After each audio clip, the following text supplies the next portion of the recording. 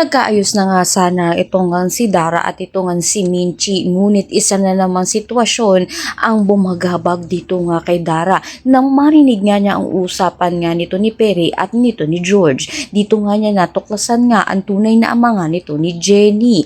Bagamat hindi pa nga niya matanggap ang katotohanan ay kumuha nga siya ng pagkakataon upang ma-DNA test itong si Jenny. Natuklasan nga nito ni Dara nang kumpirmado nga na anak nga nito ni Dio at ni Menchi ito nga si Jenny. Kaya naman dahil dito ay dahilan nga na pagiging mailap muli nito ni Dara kay Jenny na kung saan hindi maintindihan ni Jenny dahil bigla na nga lang na iba ang ihip ng hangin ni Dara sa kanya.